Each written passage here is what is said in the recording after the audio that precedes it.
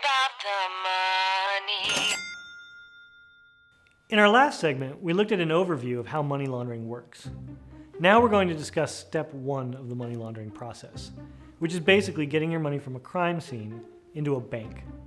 This is called the placement phase. Every act of money laundering begins with an original crime. Maybe it's drug dealing. Maybe it's illegal gambling. Maybe it's embezzling junk bonds and bank loans. Whatever the crime, it's generating money. And most of the time, that money is going to be cash. So you need to figure out a way to get this money that you generated from a crime into a bank without having to explain to the bank where you actually got it from. This is where, in gangster movies, you'll often see that all the gangsters hang out at a bar or a restaurant. The thing about that bar is you can go and you get all the licenses and you tell the government, I'm going to run a bar, and it's going to have this many people coming in per night, and they're all going to be paying in cash. And those people, they never actually show. You don't need customers because your bar is filled with gangsters who are scary, and they scare off normal people.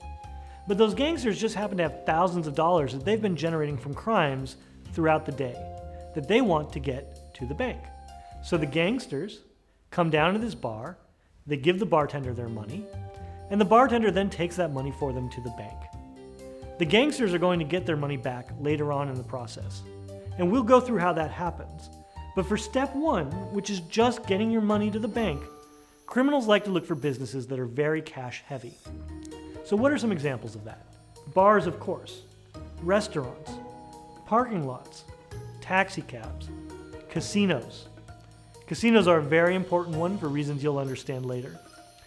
But for now, that's how the money laundering process starts, with criminals going through the placement phase to get their money from a crime scene to a bank, usually through a fake business that deals in a lot of cash. Now that their money is in the bank, they're going to move on to the layering phase, where they launch that money around the world, and even around what I call the dark side of the moon.